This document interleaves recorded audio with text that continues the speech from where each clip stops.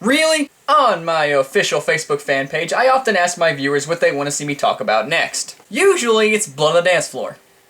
No! But since I focused my channel on video games, I've been getting a few more people coming in and requesting some games for me to review. I put up a short little list of Halloween-esque games I own to see which ones they would like me to talk about. Pretty much every one of them passed up on Dark Watch and went straight for Scooby Doo and the Cyber Chase.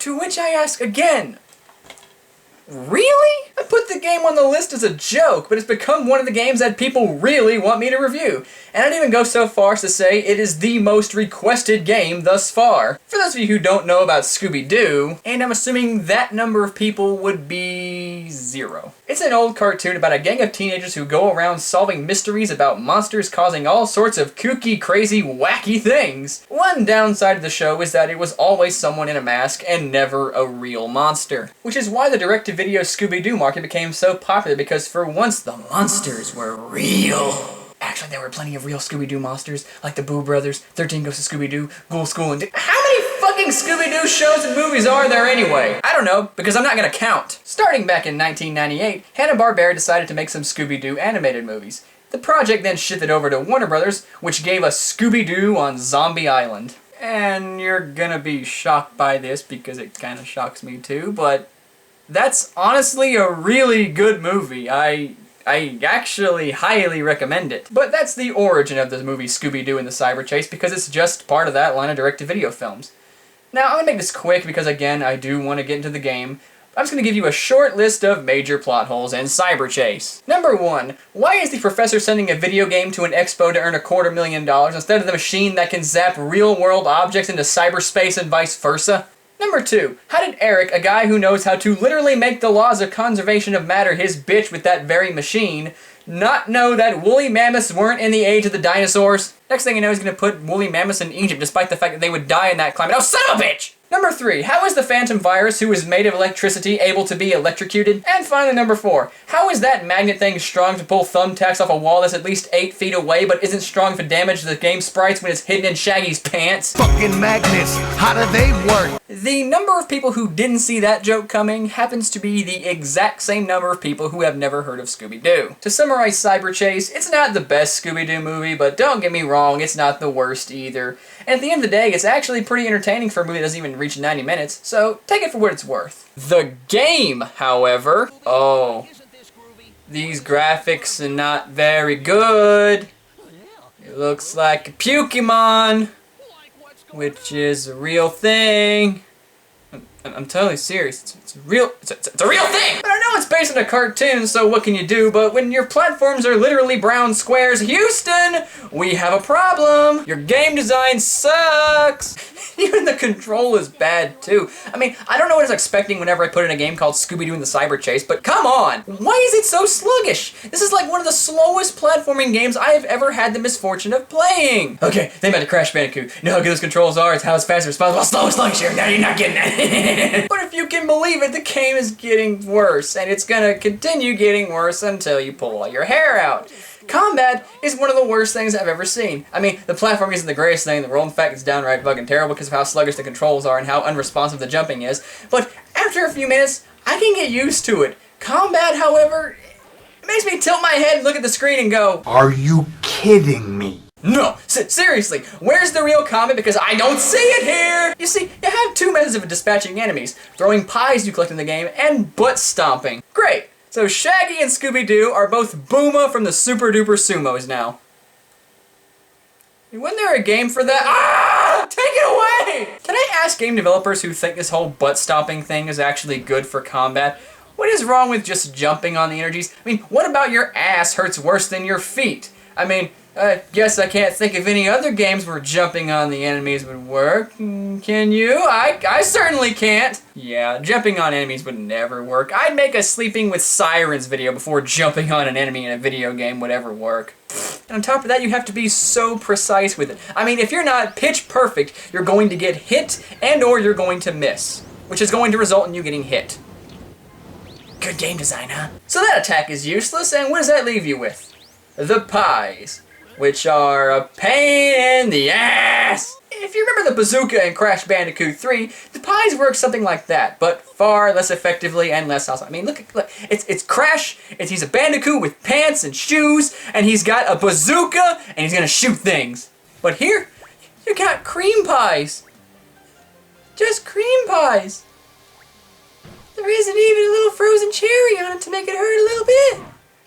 It's just a cream pie. It's a cream pie. You eat that for dessert after a nice steak dinner. Okay, let's say for instance that I can believe for a moment that the pies are actually an effective weapon to go. Wait, no, I can't because they're not. But you know what? Let me just throw myself into the logic of a video game that's made for children and just assume that pies can be a weapon.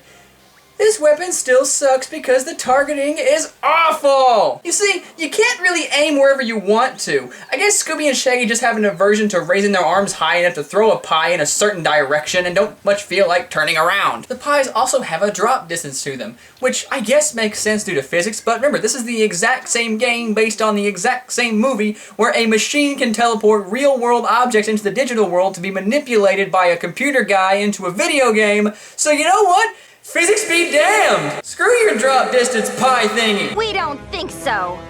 Thingy. And to make matters even worse than they already were, stop getting worse, game, pretty please. Sometimes, even when you have the enemy in your targeting reticle, you still miss and have limited ammunition. And it even gets worse because you also have a small time limit in which to hit an enemy because if you hold it for too long, Shaggy and Scooby's arms will get tired. I demand you do something right this instant. The alternative solution is to just run past all the enemies and completely avoid all that stuff, which is what I found myself doing most of the time anyway.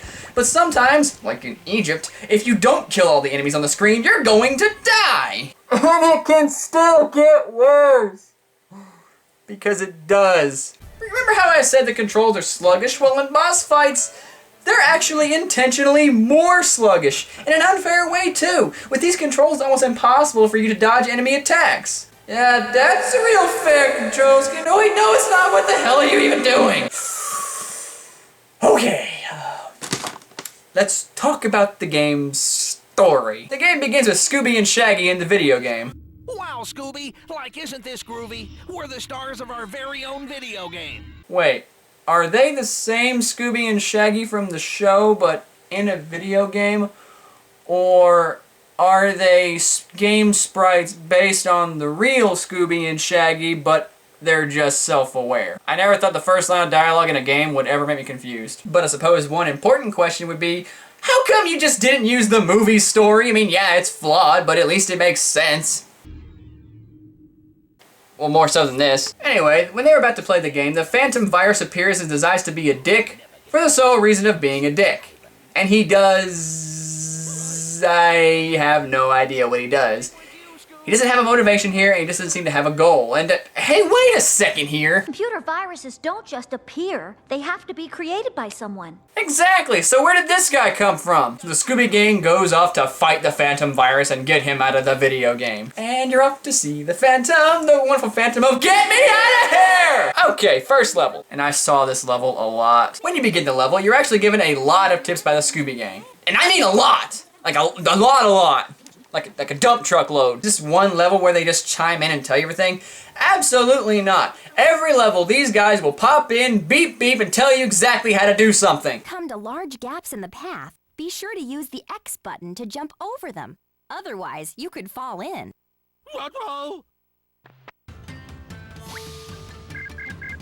I know you're hungry, Scooby, but these pies aren't for eating. The Scooby Gang never shuts up in this game, and that's really, really annoying. Look, just because I bought a game called Scooby Doo and the Cyber Chase doesn't mean I'm stupid. Let me play the game and stop telling me how to do everything. And isn't that just good game design? Instead of letting you get acclimated to the game's mechanics by gradually easing you into it or forcing you to learn a pattern so you can best time your reaction, it just flat out explains everything. And boss fights are the worst too. They tell you exactly how to beat it. Okay, Scooby.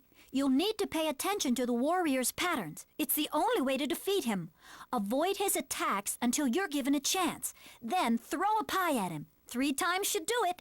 Are you ready, I guess so. Imagine Metal Gear Solid was like that. You know, you're walking around trying to be all stealthy when all of a sudden, beep beep. Hey Snake, you're gonna want to crawl around this corridor and then shoot that guy with your silenced handgun and blow up this wall. I'm telling you this because I know you're an idiot and you wouldn't be able to figure it out on your own. I need scissors 61. And if you want to explain things in your game through dialogue, fine, but you need to find that pitch-perfect balance of tasteful explanation and integration of the player into your game world. This game doesn't do that at all. I don't feel like I'm playing a game. I feel like I'm getting directions from a frickin' TomTom. Next level, Ice Stage. Spinning polar bear on ice! The third stage is about dinosaurs. I just killed a Triceratops with a cream pie. Jeez, no wonder these guys went extinct. Hey, why are there random dinosaur bones falling out of the sky? No joke, that's a legit query. Why are dinosaur bones falling out of the sky? Next stage is the big city. And you're off to start by skateboarding down the street. And then falling into a hole. And falling into a hole. And hitting a tree. Or a sign.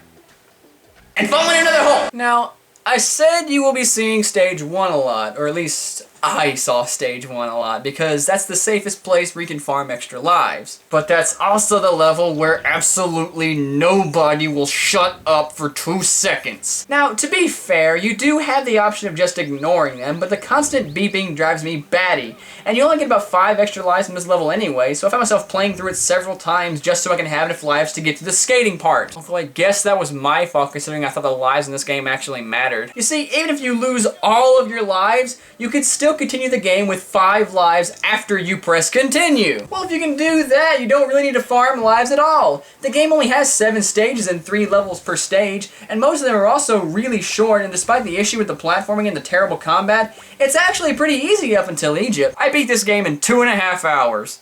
And it would have been a lot shorter had I not farmed for lives or kept dying in Egypt and then the final boss. So, unless you're the stupidest and worst gamer in the history of man, I have a question about the save points. What's the point? And I'm not taking "it's for kids" as a reasonable answer either. Get out of my way. Get out of my way. Okay, who let the producers kid into the sound studio? Get out of my way. Get out of my way. Get out of my way. You're in my way. Get out of my way. I obstruct. What? Did you see that? How do you get hurt by a flashlight? Nope. Doesn't happen. Next level. Egypt. I've been hinting at this for a while because I seriously hate this level. The sluggish controls made this one of the most miserable experiences I've ever had with a platformer, and this level showcases exactly why. From the annoying bats that chase you down, to the rising and falling platforms that are difficult to jump on due to the game's limited controls, to the amateur, Bubsy 3D style platforming segments that go on forever, and if you get hit once, 9 times out of 10, you're going to go over the edge, die, and have to do this segment all over again. I know I said the game was easy up to this point, and I'm not complaining the game is both too hard and too easy, but this level is absolute travesty. It is poorly designed, poorly thought out, and if you don't believe me, here, let me show you how badly designed this level is by showing you the fire. What are these flames even shooting out of? There's clearly nothing on this wall that would indicate fire comes from here. I'm going to skip the majority of the last level, the haunted house, and just cover the final boss because you know what? The haunted house level is just stupid. Minus the dancing roses. You know those bosses that are difficult for all the wrong reasons? You know, like Jasper Bat Jr. in No More Heroes 2 or Silver the Hedgehog in Sonic 06. If this game were more well known, I guarantee that this guy would have been on top of that list for worst boss battles ever. Phase 1, he flies around a few times really fast before doing a dash attack you simply can't dodge without luck. No, seriously. I am fully believing that you are not supposed to dodge this attack. Phase 2, he zaps the ground with lightning. Seriously, why did that happen? Phase 3. He splits into 3 versions of himself and they all do that dashy move from earlier. Because it was so fair the first time, let's triplicate it. Phase 4. He grows into a giant version of himself and smacks you on the ass. Seeing as I don't think you're supposed to be able to dodge his attacks in the first phase, if you fuck up just once on any of the other 3 phases, you die. And it sucks. You gotta start the whole thing over again! I will give them credit that he is the only boss in the game with the pattern and that he's not outright told how to beat him, but so what? The Phantom Virus boss fight may just be the worst boss fight I have ever seen on the PS1. Now, I'm certain there's a worse one out there. I mean, I haven't even seen a single boss in Death Trap Dungeon, but that wouldn't really surprise me if that game had a worse boss somewhere in it. I mean, at all. But right now, the Phantom Virus reigns supreme!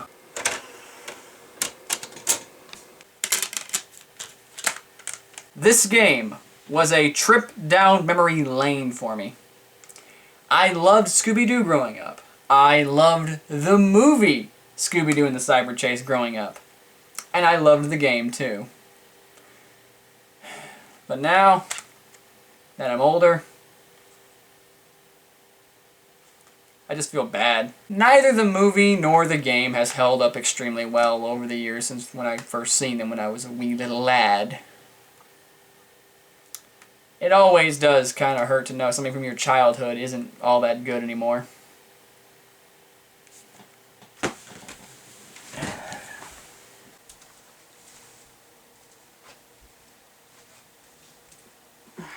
I mean, what? Is the very first game I ever played on the 5th generation of consoles gonna suck now?